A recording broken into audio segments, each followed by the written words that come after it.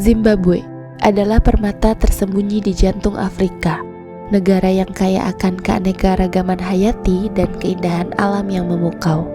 Secara geografis, negara ini tidak memiliki garis pantai, tetapi negara ini memiliki tanah yang subur, kekayaan mineral, dan alam yang sangat indah. Tapi, di balik keindahan alamnya yang menakjubkan, Zimbabwe adalah negara yang tragis. Kemiskinan, kelaparan, korupsi yang merajalela, serta krisis ekonomi berkepanjangan yang telah menghancurkan banyak aspek kehidupan di Zimbabwe. Lantas, seperti apa negara yang kaya akan kontras ini?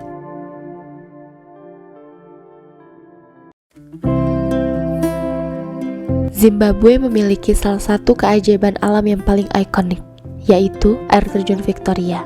Dikenal sebagai salah satu air terjun terbesar di dunia. Air terjun spektakuler ini terletak di tengah-tengah jalur sungai Zambezi, di perbatasan antara negara Zambia di utara dan Zimbabwe di selatan.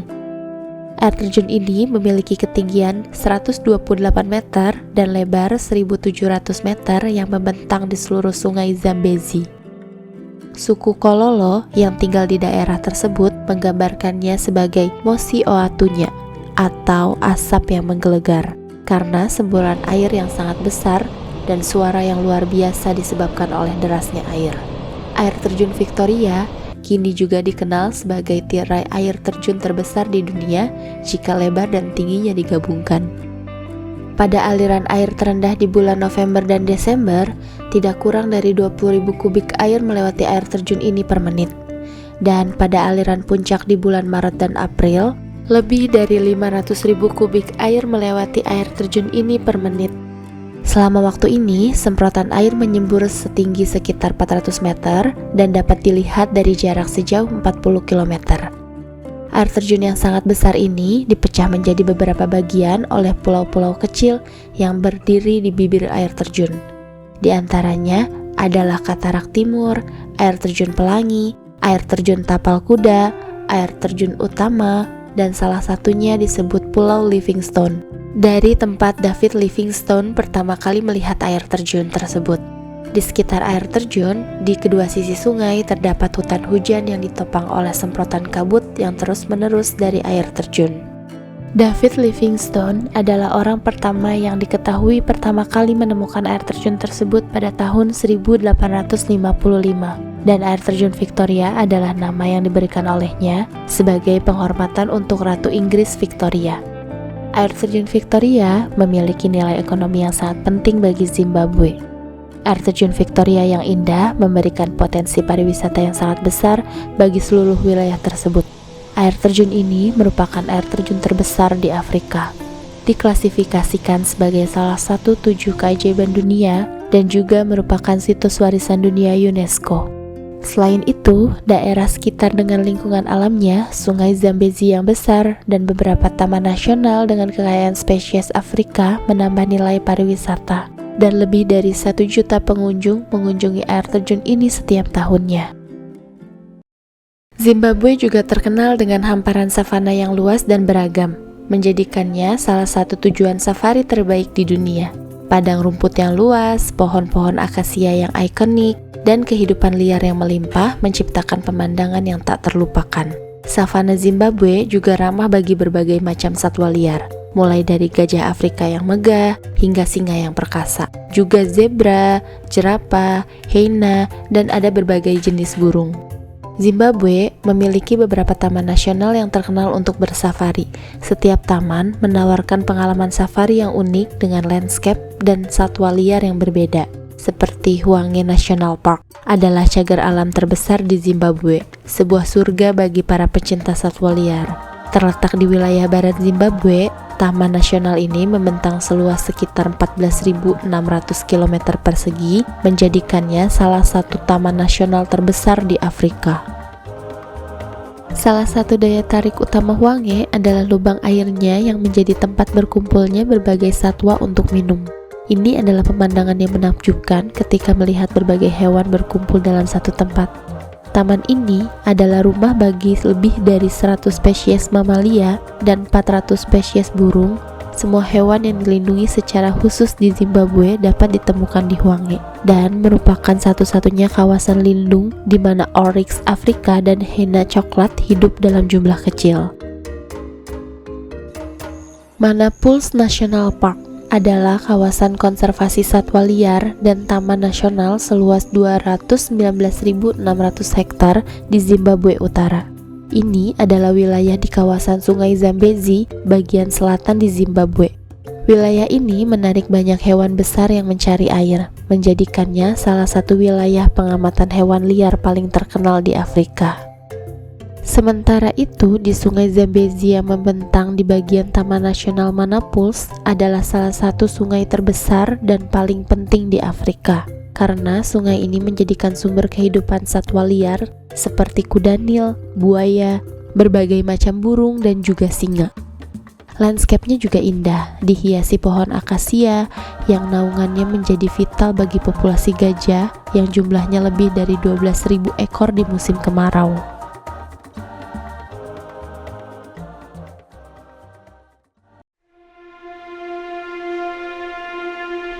Dalam sejarah terkini, tingkat inflasi resmi Zimbabwe rata-rata berada di 43% dari tahun 2009 hingga 2023, mencapai 786% pada bulan Mei 2020. Angka-angka ini sangat dahsyat, tetapi hiperinflasi yang sebenarnya terjadi sebelum tahun 2009.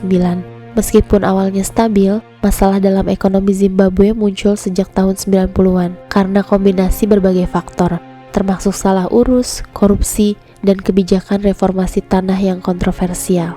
Selama masa ini, dolar Zimbabwe naik dengan cepat dan inflasi mencapai puncaknya pada 79,6 juta persen pada bulan November 2008. Hyperinflasi umumnya ditandai dengan tingkat inflasi lebih dari 50% per bulan. Hal ini dengan cepat mengikis nilai mata uang, yang menyebabkan stagnasi ekonomi, volatilitas harga, dan ketidakpercayaan terhadap kebijakan moneter dan otoritas pemerintah. Diperlukan waktu puluhan tahun bagi suatu negara untuk pulih dari dampak ekonomi hyperinflasi. Dan jika kebijakan moneter tidak dikoreksi dengan tepat, hal ini dapat dengan mudah terjadi lagi.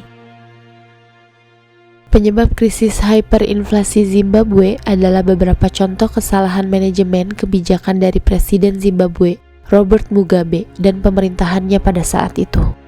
Pada awal tahun 1990-an, Presiden memberlakukan serangkaian reformasi ekonomi yang terbukti membawa bencana. Reformasi lahan yang tidak terstruktur dengan baik menyebabkan penurunan tajam dalam produksi pangan, yang menaikkan harga pangan bahkan ketika sektor perbankan kolaps akibat sanksi ekonomi yang dijatuhkan oleh Amerika Serikat, Uni Eropa, dan IMF. Pada tahun 2000, pemerintah Zimbabwe menyita lahan dari pemilik lahan pertanian kulit putih dan mendistribusikannya kembali kepada petani kulit hitam. Akan tetapi, banyak pemilik baru tidak memiliki pengalaman dan sumber daya untuk mempertahankan produktivitas pertanian. Hal ini menyebabkan penurunan tajam dalam hasil pertanian. Ketidakmampuan sektor perbankan untuk memobilisasi dana investasi dan pinjaman sebagian disebabkan penjarahan politik oleh elit masyarakat dan pejabat pemerintah. Bank juga enggan meminjamkan uang karena meningkatnya resiko akibat ketidakpastian politik dan moneter. Akibatnya, pengembangan modal dan output ekonomi menurun tajam, dan kehilangan lapangan kerja yang mencapai puncaknya hingga 80% selama krisis inflasi. Selain itu, pemerintah Zimbabwe mencetak mata uang baru dalam jumlah besar untuk membiayai aksi militer di Republik Demokratik Kongo, serta mengimpor cukup banyak makanan untuk mengurangi resiko kelaparan nasional. Tingkat keparahan hyperinflasi di Zimbabwe juga disebabkan oleh korupsi institusional dan kurangnya kepercayaan terhadap pemerintah dan mata uang. Saat mencetak mata uang untuk membiayai upaya militer dan impor pangan, pemerintah Zimbabwe tidak melaporkan kegiatan pencetakan uangnya lebih dari 20 juta dolar per bulan. Dalam upaya untuk mengoreksi jatuhnya nilai mata uang Zimbabwe, Bank Sentral Zimbabwe hanya meningkatkan upaya pencetakan uangnya. menyatakan inflasi sebagai tindakan ilegal, mendemonisasi ulang mata uangnya dari pecahan 5 dolar Zimbabwe, 10 dolar Zimbabwe, dan 20 dolar Zimbabwe menjadi pecahan 100 juta dolar Zimbabwe dan 200 juta dolar Zimbabwe. Mereka sengaja menghindari pembaharuan nilai tukar mata uang asing atau nilai inflasi dan mengumumkan rezim mata uang baru yang tidak mengatasi penyebab mendasar inflasi dan semakin mengurangi kepercayaan warga terhadap stabilitas mata uang.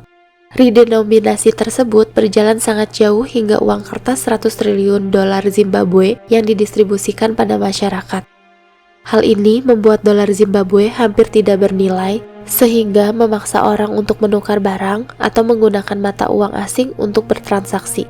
Akibatnya, pasar gelap untuk mata uang asing menjadi metode umum untuk memperoleh barang dan jasa dengan nilai yang relatif konsisten, meskipun mata uang asing digunakan secara ilegal.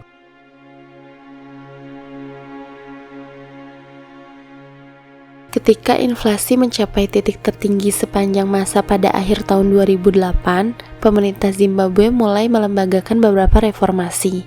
Pertama, mereka mengadopsi mata uang asing termasuk dolar Amerika dan euro sebagai mata uang resmi yang memungkinkan mereka menstabilkan harga, nilai tukar, dan membangun kembali kepercayaan terhadap nilai mata uang. Kedua, pada tahun 2009, pemerintah berhenti mencetak dolar Zimbabwe dan mengizinkan masyarakat menggunakan mata uang asing pilihan mereka, terutama dolar Amerika Serikat. Hal ini memulihkan kepercayaan masyarakat terhadap nilai mata uang. Akibatnya, tingkat inflasi terus menurun selama bertahun-tahun mencapai 4,3% pada bulan Juli 2018. Pada tahun 2024, Zimbabwe Gold atau ZiG resmi diluncurkan Zimbabwe, mata uang digital baru yang didukung oleh cadangan emas Zimbabwe. Mata uang ini telah menjadi mata uang resmi Zimbabwe. Meskipun ZiG adalah mata uang digital, Zimbabwe juga menerbitkan koin emas 22 karat yang dapat dikonversi menjadi uang tunai yang berfungsi sebagai mitra fisik mata uang digital tersebut. Idenya adalah bahwa jumlah uang beredar akan dibatasi pada jumlah emas yang dimiliki negara, yang kemudian secara teoritis akan mencegah inflasi yang berlebihan. Konsep ini terinspirasi dari standar emas dari abad ke-20. Namun, mempertahankan mata uang yang didukung emas juga memerlukan pengelolaan fluktuasi harga emas. Keraguan terhadap ZiG masih ada karena sejarah pemerintah yang tidak melaporkan kegiatan pencetakan uang dan informasi ekonomi yang menyesatkan. Agar ZiG berhasil, pemerintah Zimbabwe perlu mendapatkan kembali kepercayaan warganya, mengatasi keluhan masa lalu, dan menunjukkan manajemen ekonomi yang transparan dan stabil. Meskipun menghadapi banyak tantangan, masyarakat Zimbabwe tidak pernah menyerah. Mereka terus berjuang untuk membangun kembali negara mereka. Pemerintah juga telah melakukan berbagai upaya untuk mengatasi krisis ekonomi dan meningkatkan kesejahteraan masyarakatnya. Dari savana luas hingga air terjun Victoria yang megah, Zimbabwe adalah permata Afrika. Warisan budaya yang kaya menjadi bukti keunikan bangsa ini dengan potensi alam dan sumber daya manusia yang besar. Zimbabwe memiliki masa depan yang cerah. Semoga negara ini dapat bangkit dari keterpurukan dan mewujudkan kesejahteraan bagi seluruh rakyatnya.